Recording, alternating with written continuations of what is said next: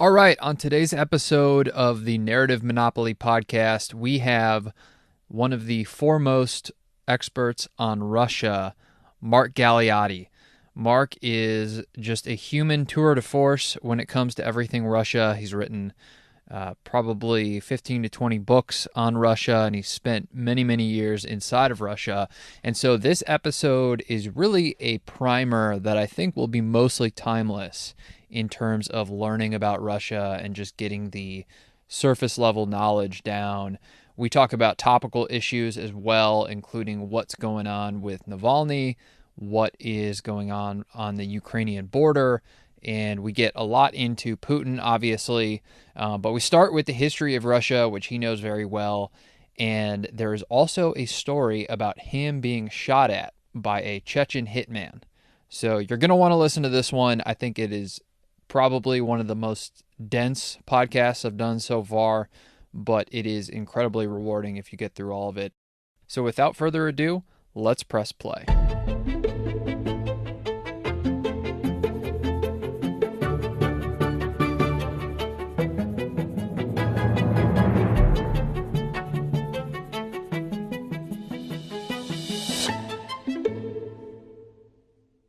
All right, on today's podcast, we have Mark Galeotti, the CEO of Mayak Intelligence. Mark is one of the most knowledgeable people on the planet when it comes to everything Russia. He is a PhD and served as professor at multiple schools, including NYU and the University College London School of Slavonic and Eastern European Studies.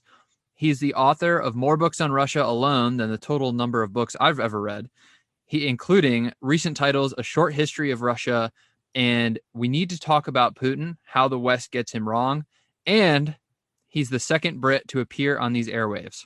How are you, Mark? I'm well, thanks. Did I miss anything? Oh, lots of things, but nothing worth mentioning. Okay, fair enough. How did you get into studying Russia? I mean, you have such a deep breadth of experience here. How did you start doing that? Well, this is the interesting thing. I've been fascinated with Russia since basically pretty much as far back as I can remember. And usually for most people, that's because they've got some kind of family connection. Well, look, I'm half Italian, quarter English, quarter Irish. The closest thing I have to a Russia connection is that my English grandfather, who served in World War I, then at the end of the war, he then served briefly in the British Expeditionary Force to southern Russia when they were trying to sort of help crush the Bolshevik Revolution. But that's not that it's anything that he particularly talked about or whatever. No, I think it's when it comes down to it. Look, I'm a fairly lowbrow kind of historian. I'm interested in the stories. And for me, Russia has all the best stories. The horror is that much more horrifying. The blood is that much more sanguine. But at the same time, the heroism is that much more extraordinary. As I said, as far as I'm concerned, Russia is where the stories are at. And that's why, as I say, as far back as I can remember, really, I've been really quite sort of fascinated with this country. And the very first time I went to what was then the Soviet Union, which obviously dates me, was just about around the time of the 1980 Winter Olympics, when I was 15. So that's my track record. I'm a big fan of those Olympics, as you can imagine. Those were that was a great time for us. How much time have you spent in Russia cumulatively? Oh God, I mean, I've never sort of totted it up because I mean, it's the sort of thing you spend, a week here and a month there and 6 months there. I mean, obviously, I haven't spent any time in the last 15 months, but I mean, for example, 2014, I spent like the first 7 months of that year in Moscow. So, I mean, it's years, but it's been years, usually in bits and pieces, rather than like one big chunk, like saying, oh, well, I was there for 2011 or whatever. Again, that's the thing about being moderately old. You kind of accumulate a whole variety of different experiences. And that's the fun thing, because I've actually watched it go through from being the sort of high Soviet state to the collapse of the Soviet Union through the miserable 1990s to today's Russia. Now, Russia doesn't really scream, come and poke around as much as you want with no repercussions or anything like that. Have you ever felt unsafe doing your work there? Well, I have been shot at once. which Whoa, probably counts. But that was an accident. And in fairness, the guy did come and apologize afterwards. This was when I was working on, I mean, my first area of research when I was doing my PhD, which is in the very last years of the Soviet Union, 1988 to 91, where everything was falling apart, was on the impact of their war on Afghanistan. So I was doing a lot of talking to veterans and so forth. And look, by definition, if you were Soviet parents who had any kind of pull of any kind, you made damn sure that if you couldn't keep your kids out from doing, your sons out from doing national service, you damn well would make sure they didn't go to Afghanistan. So pretty much by definition, the veterans I was dealing with were the bluest of blue collar people. And then, I mean, in a way through them, I then got interested in looking at the emergence of organized crime. And it was in the 1990s when, again, things were really desperate.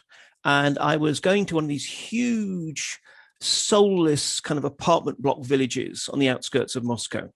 And I was wandering around because, again, there's these usually massive blocks, and you need to know not just the number of the building, but, you know, which corpus, which stairwell, everything else. And of course, half the numbers weren't there and so forth. So anyway, I was just poking around, looking clueless, and obviously I was not from around there.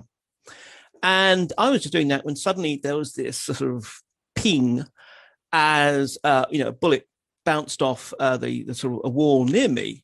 And there was that moment you think, gosh, that's a bullet. And then you think, what? It's a bullet. So I kind of obviously scampered down and round the corner and eventually sort of found the place I was meant to be looking for, and went and talked to the people I was meeting. And I'd been there for about half an hour when there was a knock on the door, and a kind of rather large, rather sheepish man clutching a bottle of vodka turned up. And it would seem to be, I mean, it's because basically at that time, everyone was basically stealing electricity from the city grid through illegal taps and that kind of thing. And they just saw someone who wasn't from around here. And rather than just thinking, oh, this must be a foreign academic, they thought it's a guy from the government. And so he was basically trying to scare me off. But again, he came to apologize because these things are kind of like vertical villages, these housing blocks. So quickly the word had got around that there's an Angliski professor, in one of the apartments. And my rule, although I can't stand vodka, my rule of thumb is that if I know someone has a gun and they're offering me a drink, I will take that drink. But so that was kind of, it was fun. Silly. I mean, again, it's this interesting thing of, look, Russia is in some ways, there's two kind of risks. One of them is, particularly in the kind of rougher times, the risks inevitably if you poke around things like organized crime. And, you have to be very careful and not be stupid. And obviously when I was younger, as is the one with younger people, I was more stupid in various things. But, you try and be very cautious and make sure you have guarantees. I mean, like once I was in Moscow and I got a phone call from someone who I knew well and trusted, who said, "This guy you really got to meet." I said, "Okay, who is this?" He's a Chechen hitman. And so part of me was thinking, cool, a Chechen hitman. And part of me was thinking, oh, a Chechen hitman. So I actually arranged to meet him at a cafe in one of the main airports in Moscow.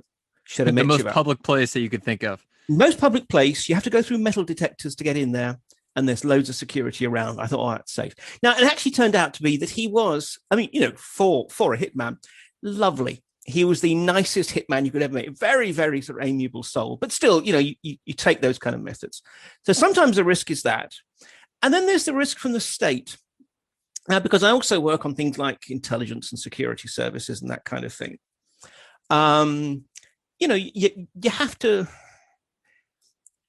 You have to bear in mind the risks. On the other hand, I mean, look, realistically speaking, the worst thing that I face is if the government decides that I'm a spy or something like that, they just won't give me a visa.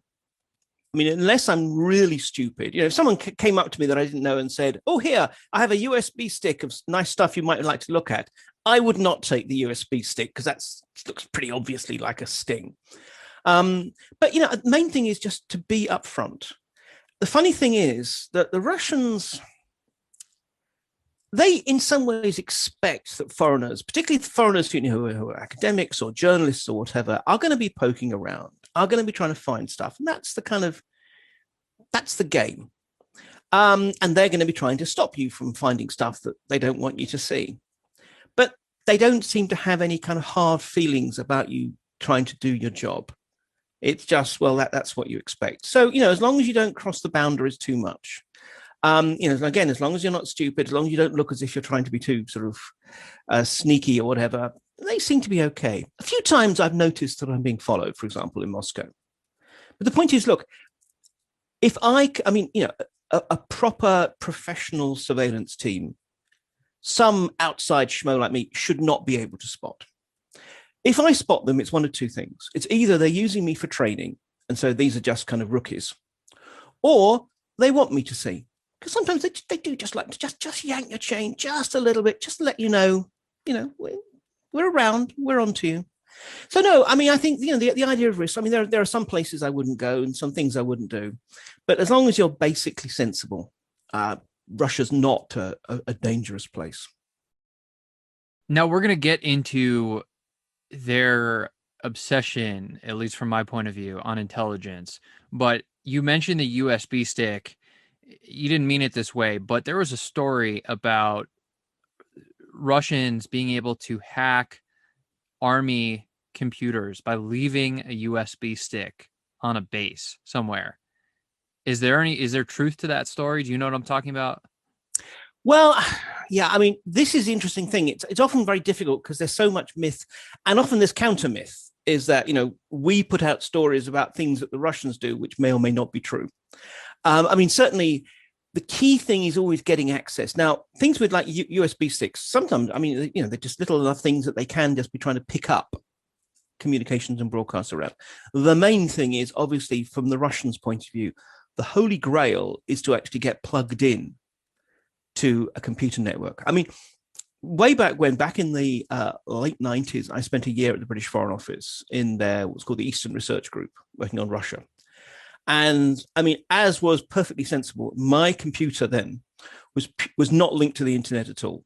It was purely linked to an internal internet, and it didn't have a USB slot. It didn't have a disk drive or anything like that. So there's physically no way that I could kind of copy. I would have to literally copy things by hand or bring in my little microfilm camera and snap pictures off the screen if I wanted to do anything. I was amazed that then, not so long ago, there was this massive scandal in Canada where a Canadian naval guy, Sub-Lieutenant Jeffrey Delisle, had been just copying on an industrial scale classified top secret material from his computer. And I was thinking, how? Because I mean, clearly he had the capacity exactly to just copy data onto it. So I think that's the key thing. That's what the Russians are always wanting to do. And this is one of the reasons why, I mean, again, I probably wasted some really good, useful USB sticks.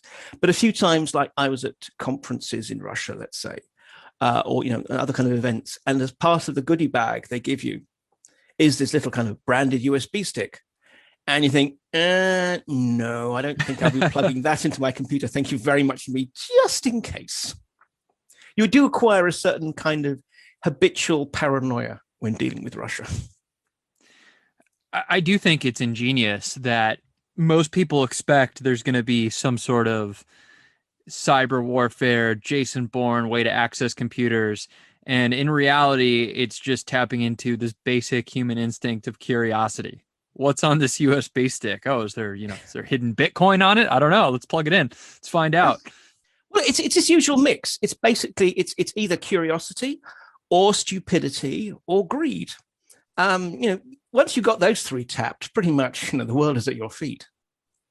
Before we dive into the agenda here, there's one other thing you touched on, which was the Soviet war in Afghanistan. What is their perspective on our war in Afghanistan? Do they look at us thinking, what suckers? Like they should have just seen that no one can win there? It's interesting. You get two different perspectives from the kind of, general national security type. Yes, there is an element of, kind of what were the Americans thinking? I mean, come on, this is, we spent 10 years fighting a war. And frankly, I mean, obviously the Soviets fought by very different rules compared with the Americans. They were perfectly willing to use carpet bombing and such like. And they couldn't win. I mean, no, they didn't lose. Again, like the Americans, they just after a certain point, they just thought, oh, for God's sake, we're not getting anywhere. We're just bleeding money and men here. let's just pull out. Um, but on the other hand, the interesting thing is when you talk to military, and particularly, most, certainly most army guys, and a lot of the Air Force as well, of a certain age and a certain rank, they did their time in Afghanistan because, well, firstly, I mean, all told, about 750,000 Soviet soldiers cycled through that 10-year war. But also, if you were an up and coming guy, then you made a point of wanting to punch your card there because it was kind of important for your career. And those actually I find quite interestingly sympathetic. It's almost that sense of, yeah, we've all been there. Because they know it wasn't the soldiers, after all, who decided to go into Afghanistan. It was the political leadership. And the soldiers are just the poor guys who have to go and sort of enjoy the delights of that war. So there is this kind of bizarre sort of sense of deja vu from their point of view.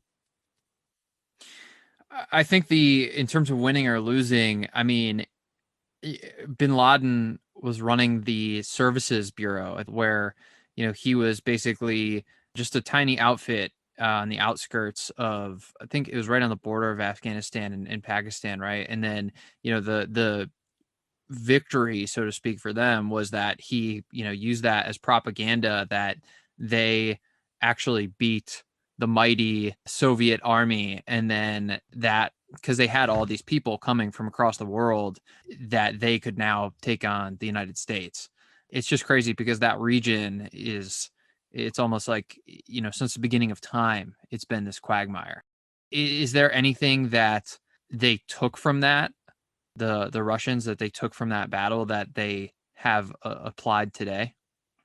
Yeah, and you're absolutely right. Just first of all, on the business of kind of bin Laden and so forth. I mean, whatever else, he did understand branding, and the way he kind of presented Al Qaeda, and sort of was later going to be the sort of exactly we are the ones who absolutely can take the battle to the great Satan and so forth, as well as the little Satan. That was really quite horrifically impressive in a way. But from the Soviets' point of view, yeah, I mean, in some ways, I mean, look, the parallel's not great between Afghanistan and Vietnam. Very, very different kind of wars, different scale or whatever. But I mean, similarly, for example, just as the American military really fell in love with the helicopter in Vietnam, so too for the Soviets. But also, I mean, yeah, they got to use lots of kit, the same way as they are in Syria today. Wars are always a great place where you get to, great quote unquote, where you get to kind of try out all your new kit, blood your officer corps, that kind of thing. The thing was that actually the Soviets military were in some respect pretty self-destructive, because after this war, they basically thought, well, thank God that's over. We don't really have to remember the lessons that much, because it's not like we're going to get stuck in another stupid war like this. And so they almost deliberately, as an institution, I wouldn't say forgot, but basically rolled back many of the changes they'd made, because they thought, no, I mean, we can't lose focus. The kind of war that we need to be prepared for is a big, land war in the plains of Europe or northern China, one or the other, not a messy little sort of mountain counterinsurgency against Islamic rebels. And then, lo and behold, in the 1990s, they end up fighting not one but two wars in Chechnya, which are basically forcing them to reinvent that bloody wheel.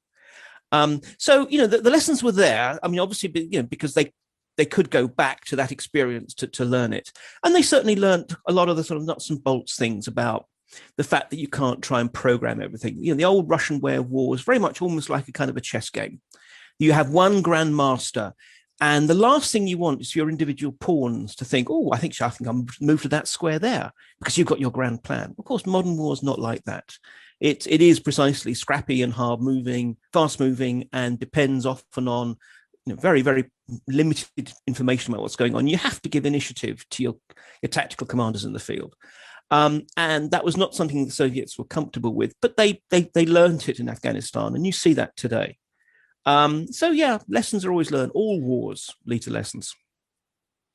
Now, going back and forth in the conversation that we had over email before this, what you just said kind of rung the bell in my mind about internal narratives. And you mentioned in our exchange that Russia's history has been full of attempts to monopolize narratives, which we love to talk about on this podcast. And what do you mean by that? Well, I think the thing that's fascinating, and I mean, here, shameless plug, my most recent book, A Short History of Russia. One of the themes that holds it together is the extent to which, look, this is a country that doesn't have any kind of natural identity. It doesn't have obvious borders. It doesn't have a single nationality. It very quickly becomes multi-ethnic, becomes multi-confessional. You've got Russian Orthodox, but you've also got Muslims and Buddhists and spirit worshippers and all kinds of things. And it's really important to have something that holds them together, something that says you are part of one people. And, look, all countries have national myths. But with Russia, what's really striking is the extent to which this is not just something that just happens to kind of coalesce, but that something is created. And it goes right back to the creation of Russia. Essentially, the starts of what we would begin to think of as Russia come when, in the 9th century, you got Viking adventurers who had originally been looking for routes down to Constantinople, the Eastern Roman capital. And the great big, wide, fast rivers of Russia were like the kind of interstate highways of the time, because the rest of Russia is covered in dense, thick forests and swamp and so forth. So you use the rivers to move down. Anyway, so they're cutting down these rivers to do trade and whatever. And they think, hang on, there's actually, a lot of real estate here. And there's scattered Slavic tribes, but basically no one's in charge. They called it Gardariki, land of towers. In other words, just a whole bunch of just little local citadels. And so obviously, nature abhors a vacuum, and so too does politics. And you have some various Viking adventurers saying, well, let's just go and basically make ourselves some kingdoms here. And that's really how it started. The Vikings, the Varyagi, as the Russians call them, create these settlements, they intermarry, and over time, this is going to be the start of Russia. But right from very early point, you have this founding myth, which is not that a bunch of Vikings thought, nice territory, let's take it. But instead, it's that the Slavs who decided that, no, they're too busy fighting each other, this isn't going to do. And so they actually turn to the Vikings and say, look, our land is rich, but we have no order. Come rule over us. So in other words, they make it sound as if they invited in, particularly this chap, Rurik, who's the kind of first real prince there. So they turn what is actually an act of conquest into an act of agency. No one invaded us. We invited them in. And time again, you have these convenient myths being propagated. One more example. In 1380, Russia had been under the rule of the Mongols for over a century. And the Mongols were incredibly savage conquerors, but they weren't interested in actually running the countries that they conquered. So they usually worked through local princes and such. So you had a whole bunch of Russian princes working for the Mongols and paying them tribute. And the most successful of those were the princes of Moscow. They were basically the best collaborators around. They were the ones who were most assiduous in doing whatever the Mongols wanted. Then, at this point, the Mongol regime is beginning to decay like all empires do. And you have one particular leader by the name of Mamai, who on the one hand needed lots of silver fast because he was desperately trying to kind of buy security in his position. And secondly, he needed, he basically, his reputation was as an administrator. He needed to show that he could be a general too. So what he does is he basically tells the Russian, particularly Moscow, you have to pay vastly more tax this year. And without even giving the Russians the chance to collect the money together, he gathers an army and invades. Because basically he's just looking for a pretext just to show that he's a tough guy. Now, the Prince of Moscow at the time, Dmitry, hadn't been looking for a fight. He'd been perfectly comfortable with the sort of the status quo because, they did very well out of being the Mongols' local leaders, rulers. But once the army's on the move, he realizes he's got no choice. He gathers an army of his own. He meets Mamai at a place called Kulikova.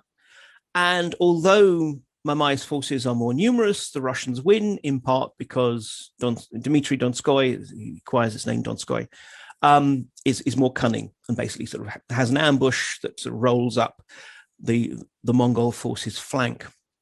Now, This is a big victory, absolutely, but it's not a game changer.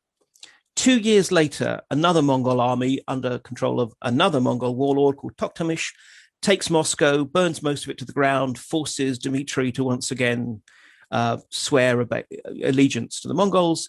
And it's going to be another century that the Russians are still paying off the Mongols. But that doesn't matter, because what Dmitry does is he spins this battle, this victory. Up to this point, Moscow had been the chief collaborator. He uses this to spin the idea that no, Moscow, we are the great patriotic leaders of Russia. We're the ones who want to liberate Russia. He gets in very well with the church, which at this time is not just a religious institution. It is the cable news of the time. It's how you get the message out. He also invites a whole bunch of traders from lots of different cities to come with him with his army, because he reckons, look, if I lose, my head's going to be on a spear somewhere anyway. But if I win, as it does, they will go back to their towns and talk about this great victory and all the amount of loot that Dmitry's forces gathered. So in subsequent years, although this was not in anywhere a turning point, it becomes this mythological battle in which the princes of Moscow, the great heroic patriots of Moscow, gather an army of the Russians and show the Mongols what's what and so forth.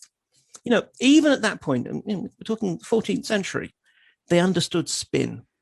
They understood the importance of creating these national myths where everyone can cohere behind, even if it's not exactly true, but that doesn't matter. And, I can go on as you can tell, but what academic can't. But, that's the thing, is right from the beginning, there has been this attempt to create these national myths and use them to basically cohere together a state. No, I mean, that's a perfect setup. I would say, what is the through line? Let's give the audience a delivery here. What's the through line on how just inherently, as you say, they spin narratives? How does that connect to today's Russia? Well, I mean, it connects two ways. There's a through line in terms of, what has always been the myth. It's essentially is that Russia is special. I mean, look, every country thinks it's special, but their idea is Russia is special because we are somehow granted by God to have a particular mission. And often that mission is to defend civilization. So whether it's from the Mongols from the east, or Napoleon or Hitler from the west, one way or the other, it's Russia that will ultimately save the day. And as a result, that means Russia has a special place in the world. And this is what kind of brings it to the present day. Because look, Putin he's trying to do two things. The interesting thing about Putin is there's probably, only really two things about which I can approve of Putin. One of them is his love of history, and the other one is his love of dogs. But we know that he reads history. He doesn't maybe understand it that well often, but nonetheless, he reads it. He thinks it's important. And he's tried to actively create this historical narrative. I mean, the state has once again been taking over, basically producing standardized history textbooks. There are these fascinating big multimedia exhibitions called Россия, Моя история, Russia, My History, that kind of give the approved line. And the approved line is this: when Russia is divided, Russia is vulnerable, and the world is a dangerous place, and foreign invaders will come and take advantage of that. So we have to be united.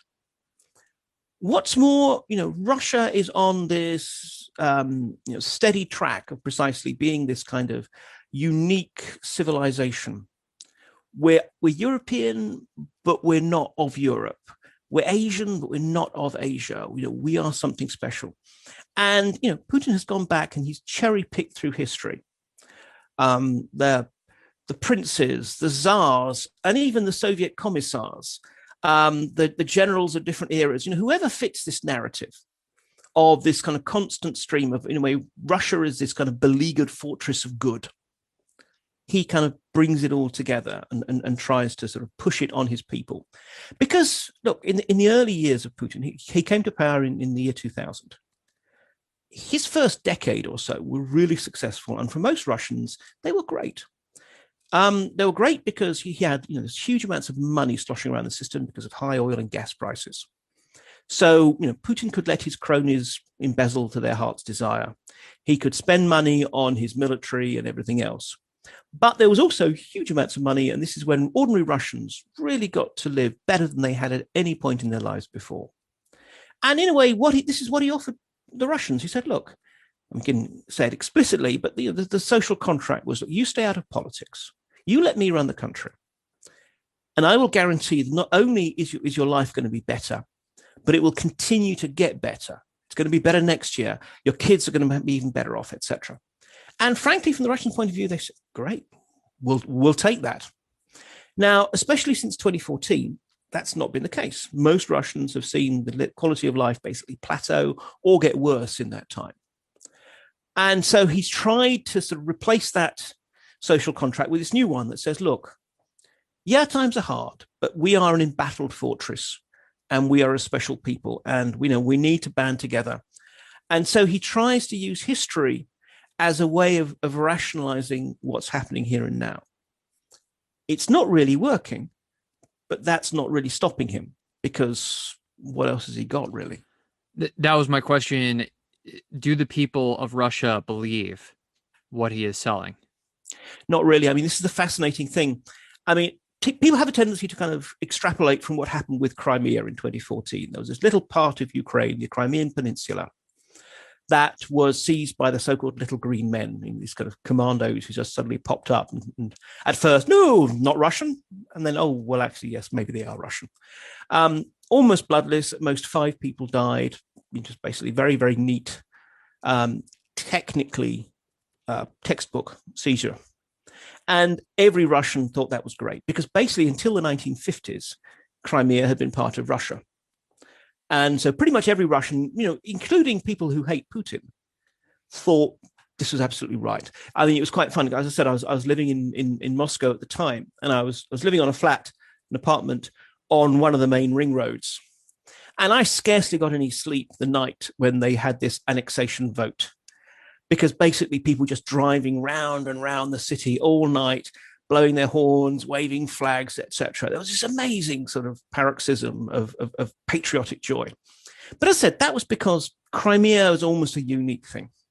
Now, you've got Russian troops in an undeclared war in the southeast of Ukraine.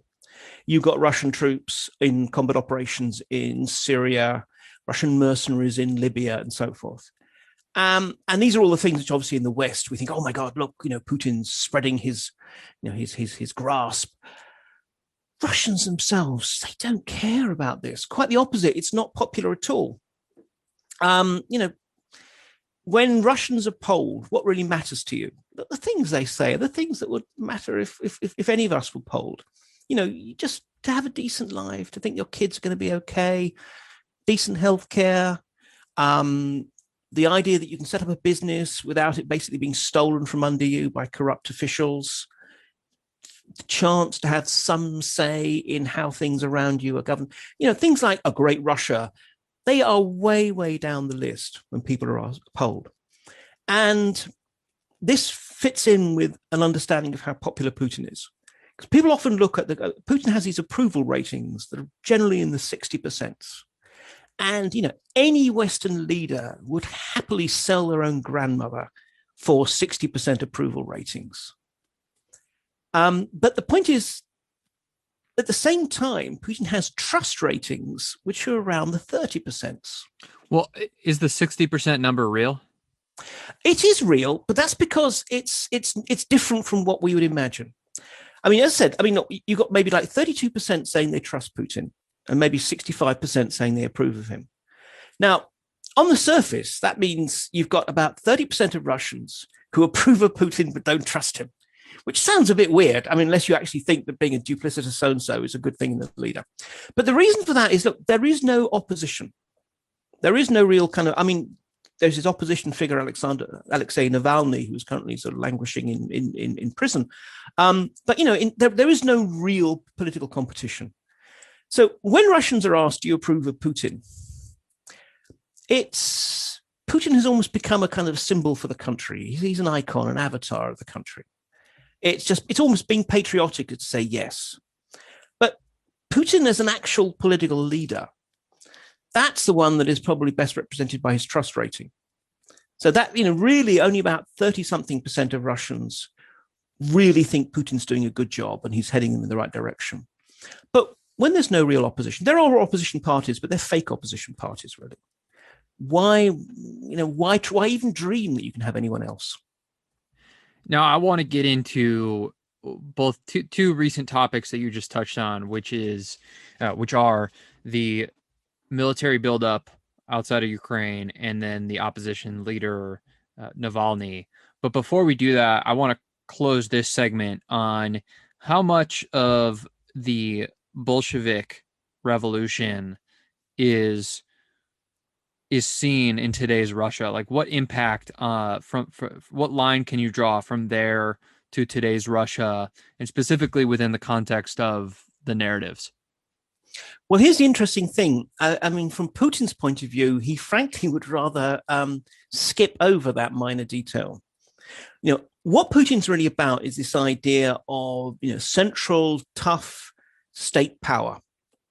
And in 1917, you had two things happen. First of all, you had a frankly thoroughly inadequate Tsar abdicate, and the state basically fall apart. And then you had these ramshackle Bolsheviks seizing power. Now, that's not the kind of thing he likes to talk about. He's very much tried to actually get any kind of celebration of 1917 off the table. You've had a whole kind of, renewed interest in Tsarism. And it's the cosplay Tsarism. It's the discipline and the order and the nice shiny uniforms and the gold buttons and big moustaches and people talking about blood and honor. Because Putin has a genuine fear of what we could call the mob. I mean, remember, this is a guy, he was in the KGB. He wasn't, despite some of the myths, he really was not like some kind of master spy. But nonetheless, he was posted in East Germany when the East German regime basically just collapsed pretty much overnight.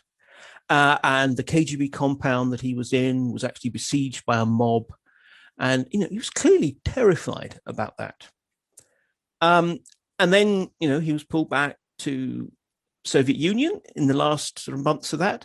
And he, again, saw crowds out on the streets that basically brought down a country, a superpower.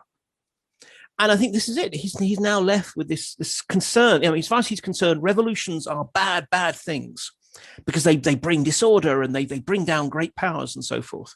So, basically, Putin has been trying to exclude that. Putin, for example, would I think it's fair to say, love to see Lenin, the sort of embalmed Bolshevik leader who still lies in his mausoleum on Red Square, buried, probably with a stake through his heart, but we won't necessarily go that far. So, I think the official line is that, no, 1917 is gone. But, you can't get away from the fact that not only, have people who went through the Soviet experience, they were sold the Bolshevik Revolution as such a kind of a pivotal moment. But also the Communist Party, it's only a kind of largely a fake opposition party, but nonetheless, it's one of the three big political parties today. And they keep sort of pushing back. From Putin's point of view, he would love to jump from kind of high Tsarism to Stalin and, ignore that inconvenient sort of chaos that happened in the middle. But, frankly, the physical legacies of the Soviet Union and of the 1917 revolution are still around you everywhere in Russia. There's still Lenin statues. There's still hammers and sickles carved into buildings and everything else. It's going to be a while before Russia can be free of that. So it sounds like upstream of his optimization for power is order. Is basically what you're saying.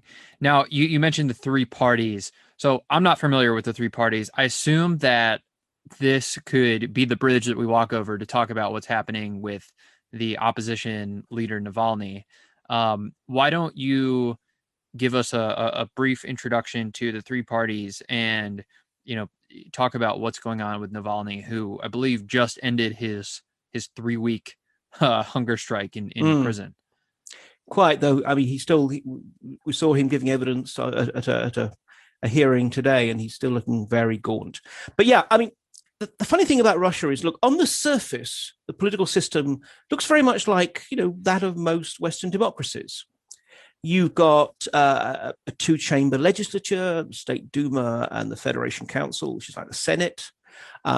You've got, elected politicians. You've got a directly elected president, but then you also have parliament. And the three main parties are United Russia, which is basically the Kremlin bloc. And then on the left, you've got the Communist Party. And on the right, you've got the Liberal Democrat Party, which is neither liberal nor democratic. It's kind of really barking mad, crazy nationalists. And the reason for this setup is, well, in part because, originally there was a genuine desire to have some kind of democracy in Russia. But under Putin, particularly early Putin, there was a deliberate desire to create effectively sort of sham politics just to kind of basically keep everyone happy, so that people felt that there was kind of competition and there was debate, rather than just simply saying, look, we're in charge now, accept it. And there was some scope for a little bit of sort of democracy around the edges. This is always a kind of hybrid authoritarianism with a little bit of democracy in it. Now, what we've seen is the democratic element getting less and less, and more of it being just sham.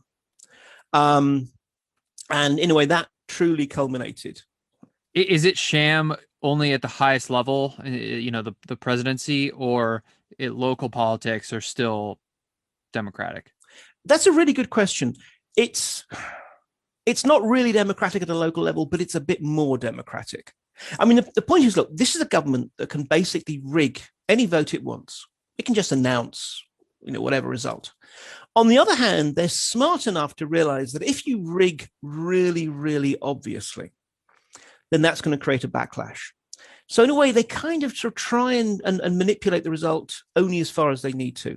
And yeah, sometimes that means that if there's a really unpopular figure, they're going to have to allow that person to be voted out. And if there's a really popular figure, you might not, but you might feel, look, it's best just to let them in or whatever. The really interesting thing is that actually, even further down, we think of Russia as this very kind of oppressive state, and the moment it is. But there's still actually really strong civil society. There's people who, local groups agitating for environmental issues and all kinds of other kind of issues. That, again, was allowed as a sort of pressure valve. As long as you pretend that it's just about the local issue. Look, I mean, classic one, there's a lot of environmentalism, as I mentioned, is like great big garbage dumps outside of cities where it's clearly beginning to actually affect the quality of water and such like. Now, the reason for that is basically because of government policy. It hasn't dealt with this issue properly.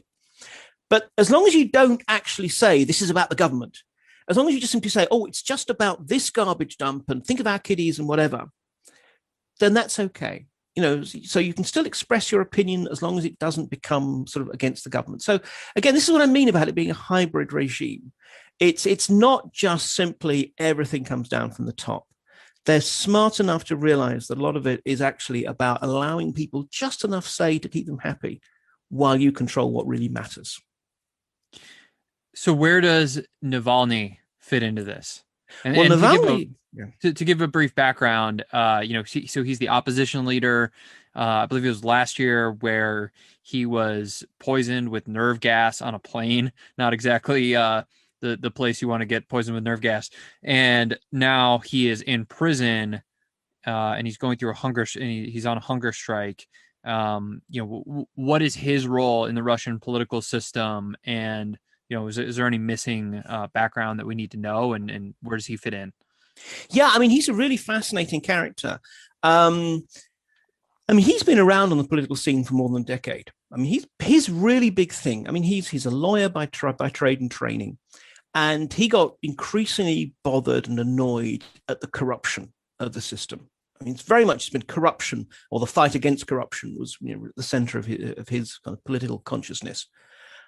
Because it's not just about money being stolen from the Russian people. It says something about power and the state and the hypocrisy of the people in charge.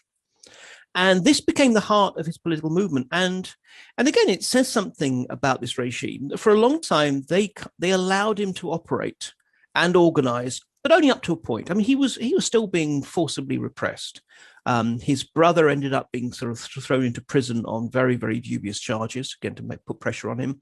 Navalny himself almost lost an eye when people splashed this kind of corrosive green dye called Zelyonka into his face. You know, he definitely did not have an easy time of it, but still he was allowed to operate up to last year. Where exactly? Quick question. Is he in one of these three parties? Is he in the No. liberal? Okay.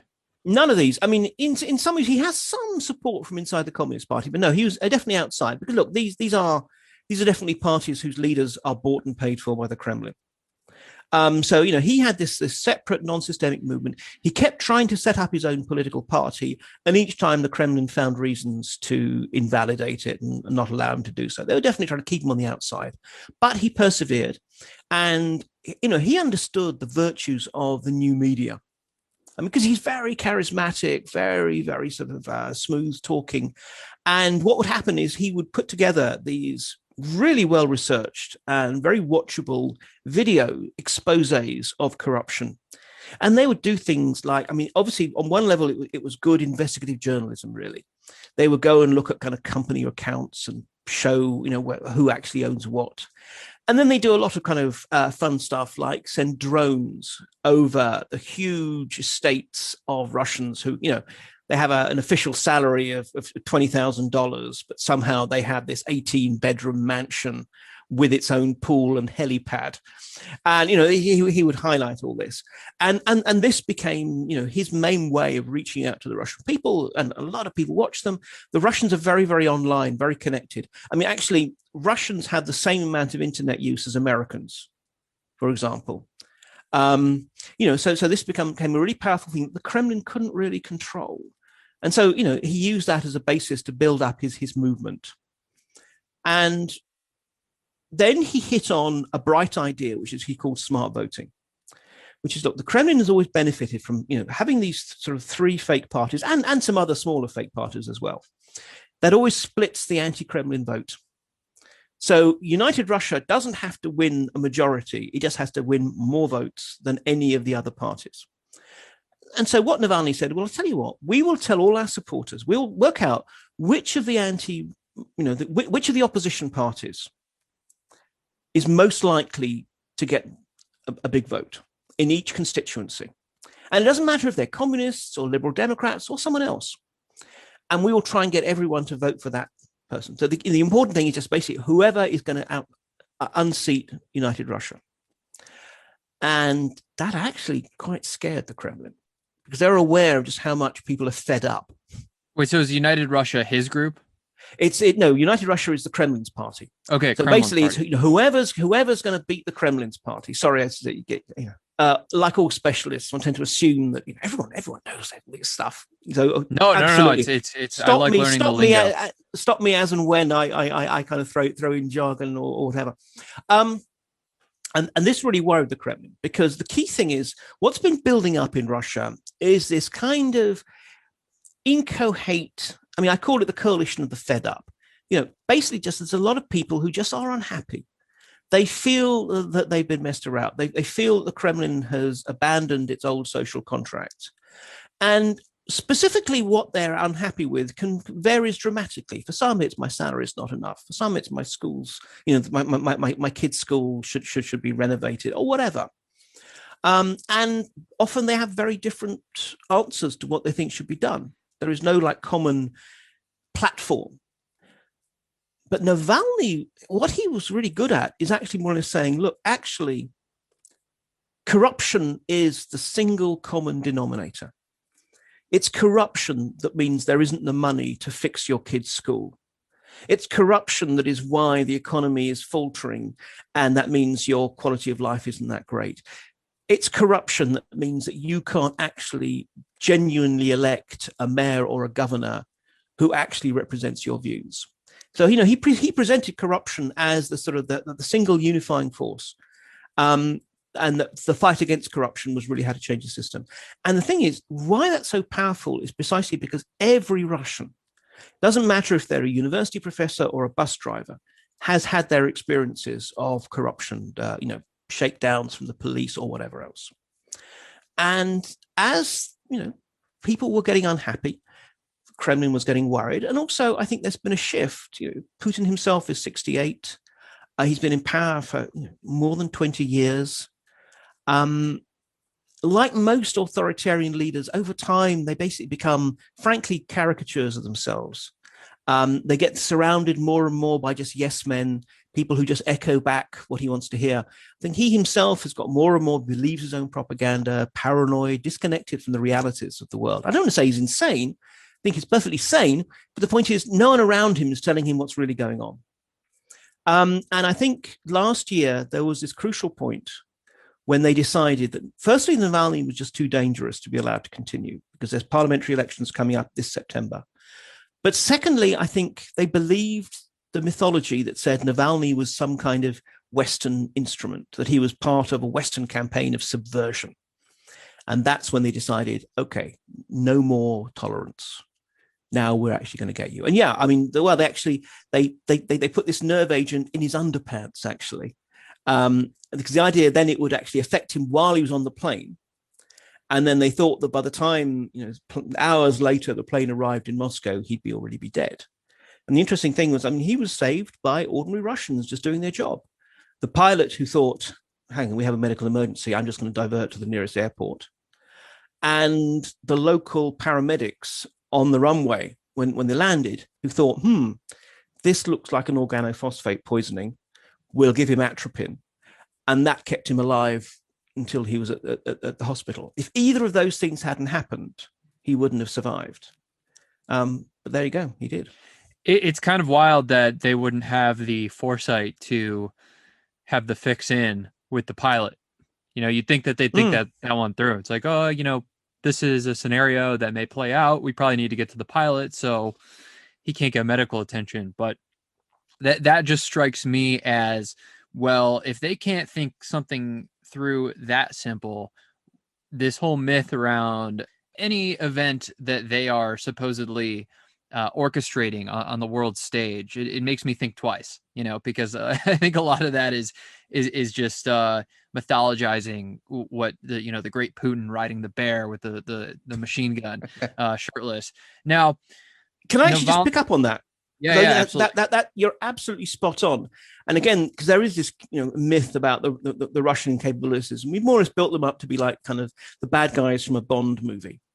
But the interesting thing is, I mean, we have seen this pattern of kind of 75% extreme professionalism, 25% mind-numbing stupidity from the Russian security services.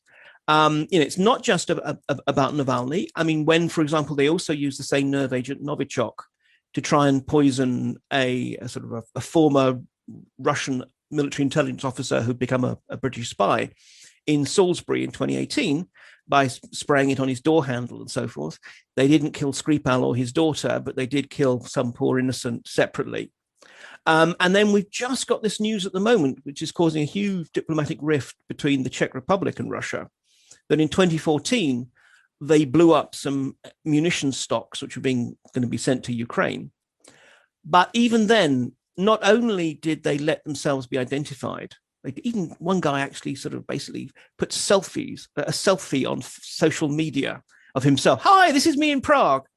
But also the demolition charges that they left were meant to go off later when the stuff was in Ukraine. It went off in the Czech Republic. It killed 2 innocents. And so now the Czech Republic is basically in the middle of a sort of big diplomatic spat. So each time we see this, again, yes, they have capabilities, but we really shouldn't assume that they're all 10 foot tall. Now, Navalny, just to finish that segment, was he trying to become the president of Russia? Was he trying to, because I know there's a president and a prime minister, I believe. So was he trying to become prime minister through the parliament, or what was the goal there? Yeah, the prime minister doesn't really have much power. I kind of tend to think of the prime minister as like the head butler. He makes sure everything below stairs runs smoothly. It's the president who is the boss. I mean, look, I don't think Navalny is a man without ego. You can't be, particularly not, given the sort of amazing bravery he showed, having recovered from poisoning, to then go back to Russia, knowing he would be arrested. So, I'm sure Navalny has a dream that yes, it wouldn't be so bad to be president, but in a way that wasn't really what this campaign was about. In a way, for now, Navalny is just campaigning to have real elections where someone like him, but others as well, can stand. We're nowhere near at the level of presidential elections, shall we say. Gotcha. And he's in prison now, I assume, on basically sham charges. What's the deal? Is he gonna get out anytime soon, or are they just gonna keep him in there until he dies from this hunger strike? I don't think they're going to let him die, to be honest. I think having failed to kill him the first time, I think now they have to keep him alive. And the truth of the matter is, unfortunately, they can't keep him alive. I reckon that basically they're going to keep Navalny in prison for as long as they reckon he's dangerous. And as I said, the key thing, first of all, was get him out of the way so that he wasn't around before these elections coming up this September. But his current sentence would actually mean he'd be out shortly before the next presidential elections. And again, I suspect they're not going to allow that. So they're probably going to discover more charges somewhere down the line. Today, as we're recording this, he's just lost his appeal against a charge of insulting a war veteran. They will, and obviously they chose that because they want to make him sound as if he's unpatriotic and boorish and so forth. I'm sure they will find something more to charge him with, to at the very least keep him in prison for another couple of years. So I would suggest that, unless things change dramatically, and I don't know if you can overdose from Botox, but unless something happens to Putin, I reckon that Navalny is going to be in prison for as long as the Kremlin thinks he can still be a threat. What he has done and what he's gone through is truly inspiring. You said it. It's the bravery, and it's also humbling of the liberties that we have in the West that we just take for granted every day. The one thing you said about how they can't let him die, I believe that's presupposed is, the first guest on this podcast was Martin Gurry, and his idea of the revolt of the public and crisis of authority because of this new information sphere. And you also touched on how he's been able to leverage new media. I think that's the one change that I think is very encouraging, to tie it into what you're talking about, in that even if he's only laying the groundwork, this new world that we live in, where there is this transparency, whether the Kremlin likes it or not, that is something to be optimistic for, in my opinion. Now, let's also finish this last piece of topical conversation. This military buildup on the border of Ukraine that flashed in the headlines basically about 2 weeks ago. And there were a few people who were really sounding the alarm. This is going to turn into a war. And then they back down. And in my neophyte understanding of Russian relations and watching from afar, it kind of seems like they have a habit of, kicking the tires on conflicts and seeing how people respond. Now, is that an accurate description? And what happened in Ukraine?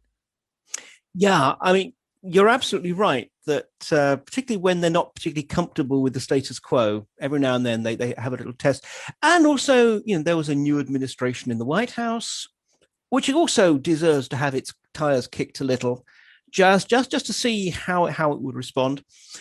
What happens is this: look, every year around this time, the little it's a toxic mix of civil war and foreign intervention in the Donbass heats up. And that's as much as anything else about weather. You have in high winter snow melts, and you end up with this incredibly thick mud where you can't really fight. Basically, by mid-April, the mud has dried. And that's when campaign season always tends to start. And to be honest, we've also had some alarmist voices that pretty much every year around this time of year say, oh my God, the Russians are about to invade. And this time they absolutely built up a very, very large contingent of forces. And we didn't really know what it meant. And then they just decided, they said, oh, no, it's just military exercises. And the military exercises are over and the forces are going back. What this seems to have been was, look, the Russians, their aim in Ukraine has always been this. It's that, as far as they're concerned, look, Ukraine is basically part of Russia's sphere of influence. They don't want to have to invade. They don't want to run the country or anything like that. But, Ukraine should realize that basically when it comes down to it, it's subordinated to Russia. And when there was a popular rising against a very unpopular and corrupt regime back in 2013, 2014, instead of seeing that as precisely people who had had enough of a president who actually had made a 180-degree turn in policy and originally was going to bring Ukraine closer to Europe and the West, and then said, no, actually, no, because the Russians lent on him. No, they said, no, this must actually have been a sort of CIA and MI6 plot. And I'm always amazed by the number of smart cosmopolitan people I talk to in Moscow who ought to know better, but who will absolutely affirm that. Again, there is a strange kind of geopolitical paranoia there. So in that context, this was probably just one more attempt to try and lean on Kiev, to lean on the Ukrainians, and basically make the point, look, you basically, you can't break away from this. It's a bit like a kind of, toxic ex-boyfriend who keeps turning up at the old girlfriend's house. Trivializing it by using that parallel, but there is that strange, because this is a very emotional, it's not a rational thing, it's emotional. It's basically Ukraine, it's a Slavic country, it should be with us. Because they see it in these terms, that if you're not with Russia, you're with someone else. So this was probably putting pressure on Kiev, hoping to get them to come to the negotiating table to make some kind of a deal that was more to Moscow's interests. It was also just making the point of how much hardware we can assemble how quickly. Because one strength the Russian military does have is it can move fast. I mean, NATO's notion of rapid deployment is basically, well, by the end of the month, we'll be there. Russia's notion is, by the end of today, you're rolling out of your barracks. So it was that sense of, look, don't think that NATO can protect you, because we can do things first. And also, it was just to sort of test the West, test both Europe and also America. And I think from their point of view, first of all, it became clear that the Ukrainians were not going to back down. That Zelensky, the Ukrainian president, who, it has not been actually a kind of fire breather in politics, but nonetheless, he had already sort of turned against some pro-Moscow political figures at home. And he made it clear that he wasn't going to give Moscow any excuses to invade, but nor was he going to back down. And the Ukrainians, they built up their military. They have a 250,000 men and women under arms. The Russians have about 800,000. So the Russians have more, but not so much more. And so the Russians thought, well, okay, if that's not going to happen, what else can we get out of this? And then President Biden offered Putin a summit. And that kind of thing really matters to Putin and the Russians, because it implies, you see, the Americans think of us as their equal. That's really important, because you've got to understand that Putin's generation, they are the real post-imperial generation. They're the guys who kind of, who went through this point where literally overnight, they went from being citizens of one of the two global superpowers to citizens of this new country called Russian Federation that no one really knows what the hell it's about, that's ramshackle, collapsed, and no one's paying any attention to, except thinking of it as a problem. Britain and France haven't yet really got over not being empires. And we've had a lot longer to get used to it. So I think, for Putin's generation, there's still that sense of, no, we want to prove that we're big guys in the global scene. And therefore, I think Biden's offer of a summit, whether or not the Russians accept, matters to them. It's a little bit like, the last example I'll give, in 2015, the Americans were trying to isolate Russia diplomatically. And that was one of many, but one of the reasons why the Russians went into Syria. It was that sense of, no, you don't get to do that to us. You don't try and isolate us. We will inject ourselves into an area that matters to you and force you to talk to us. And what happened then after that? Putin, very unusually for him, went to New York for the UN General Assembly. And there was this really, really uncomfortable photo op of Putin meeting Obama.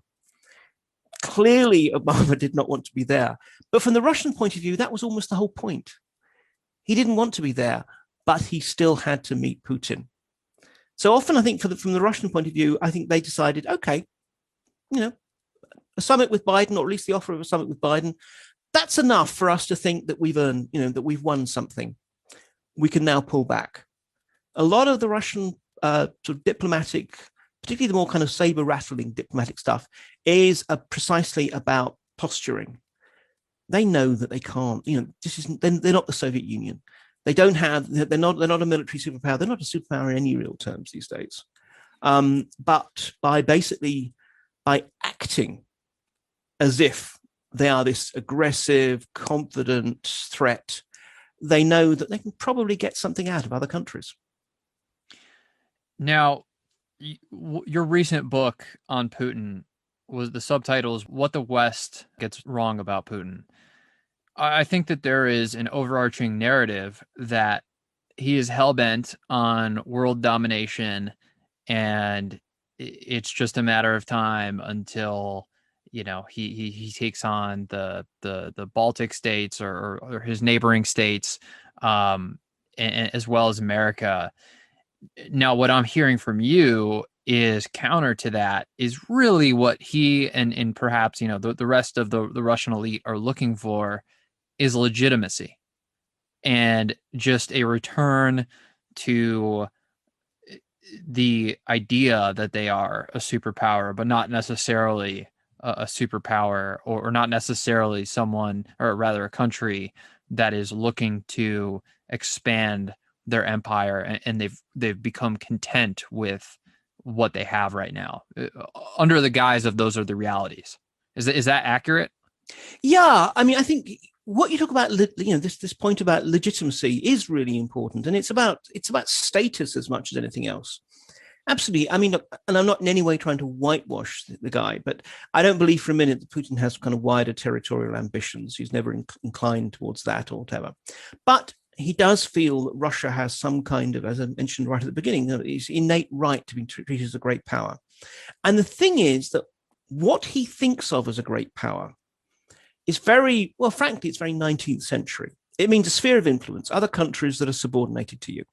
It means that you have a voice, and a voice means a veto on any kind of major global issues. And that, frankly, you also get the right to break the rules every now and then and get away with it. And in a way, the reason he does that is because he thinks, and you may think rightly or wrongly, but he thinks that's how America is. He sees Europe basically as kind of America's sphere of influence. He sees America as, again, injecting itself into every global issue. And he sees that America breaks the rules from time to time, but doesn't really suffer from it. So he's kind of saying, no, we have to be treated equally. I mean, but this is all about managing decline. Look, this is a country, and okay, you can't use GDP as a perfect comparison, but basically its economy is about the size of Italy's.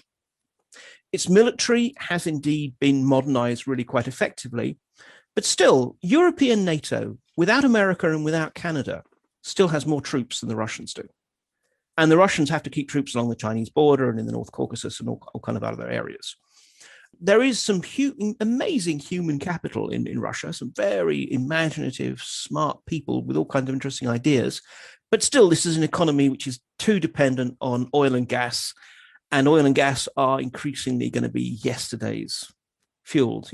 On all these levels, Russia is not a great power, but Putin keeps trying to push it. Now, in Peter Zeihan's second book, he's a geopolitical analyst. I'm sure you're familiar with him.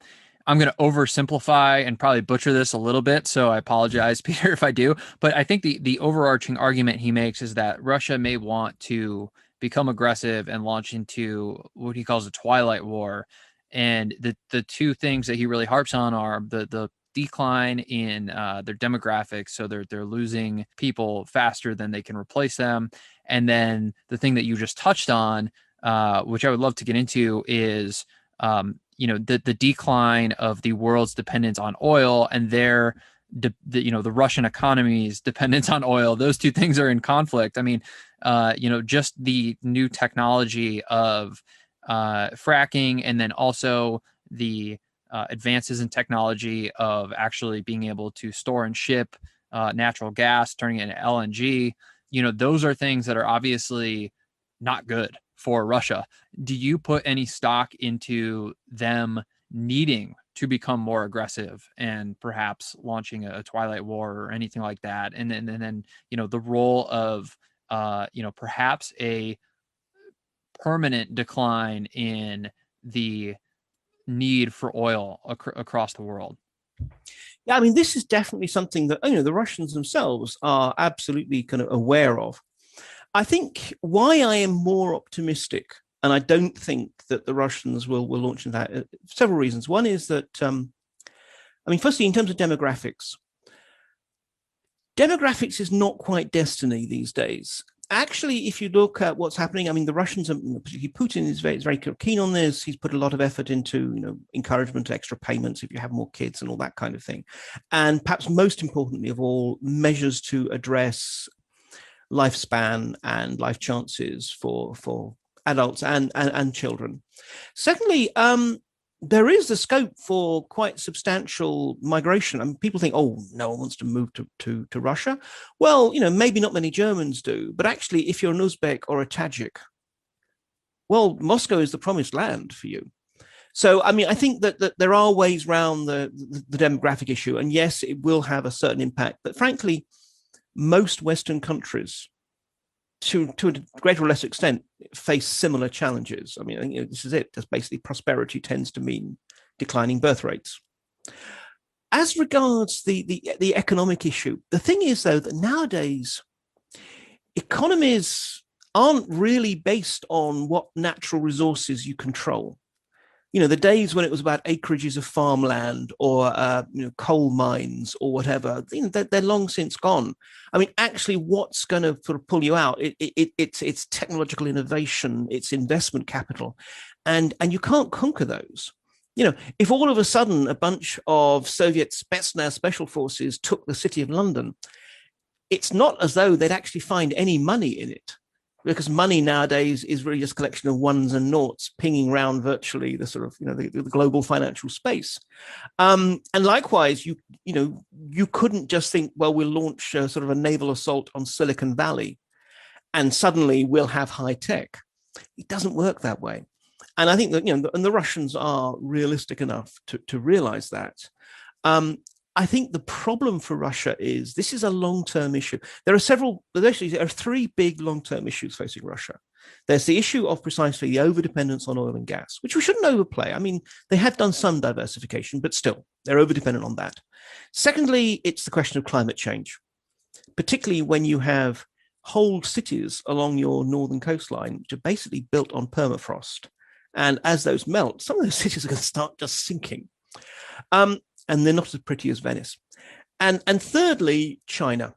A lot is made about the new Russian-Chinese sort of alliance. Well, the Chinese actually scare the Russians because they're incredibly sort of this huge dynamic nation, and that militarily you cannot, without using nukes, defend Russia east of the Urals if the Chinese want to take it. But the thing is, these are all long-term issues. And again, if you're a 68-year-old president who's really concerned about keeping power today and tomorrow, and as you see it, sort of pushing back against the West today and tomorrow, I think these big long-term problems, it's easy for you to think, I'll kick these cans down the road. They can be there for my successor. And then by the time the successor comes along, he, could conceivably be she, but probably he, is going to find that they are that much more urgent because they have been neglected for so long. But by that point, Putin will be dead or living in one of his palaces or whatever. So I think, it's true, but I just think these are not challenges that can be resolved with military force. And that's one of the good things about the sort of the way technology has changed. But so instead of twilight war in the sense of, tanks rolling across a border, I think we've got this kind of modern, again, a plug for a future book coming out early next year called The Weaponization of Everything, which is precisely about the fact that, in fact, generally speaking, conflict is moving away from men with guns shooting at each other and into the realms of economic competition, espionage, hacking, use of lawfare, all these kinds of things. I think what you'll find is a kind of an embittered Russia that can do nothing about the decline of its sort of objective power, but is not yet willing to give up that status. And therefore, all it can do is to try and undermine and divide us. Because after all power is relative. If we're also in trouble, well, then if you're one of these paranoid old men in the Kremlin, that kind of makes you more equal. I think that those three long-term problems are something that we'll have to check in next time on and get a status update. So I'm going to give you one more serious question and then two fun questions, and then we'll sign you out of here. So the last question here is, what is Putin's endgame? What is he striving towards? He's striving towards essentially, well, obviously staying in power until he wants to give it up. But I think he's striving for his place in history. I mean, apparently this is a question whenever he meets historians, he always asks them, in 100 years' time, how will they be writing about me? He's clearly fairly obsessed by that. And again, he doesn't want to be known, as it were, the Tsar who lost Ukraine, who lost Belarus, who lost all this stuff. So again, it's that he wants to be one of the greats.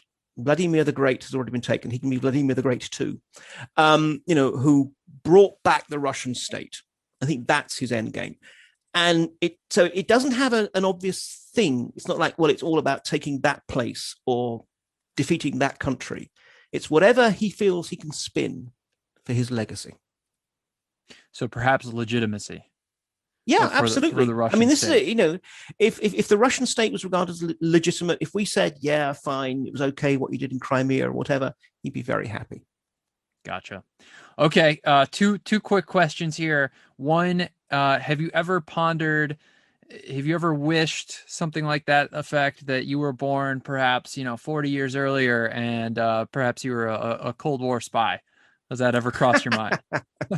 Well, I mean, look, the essence of a spy, a human intelligence officer, is to make friends with foreigners and to get them to betray their country.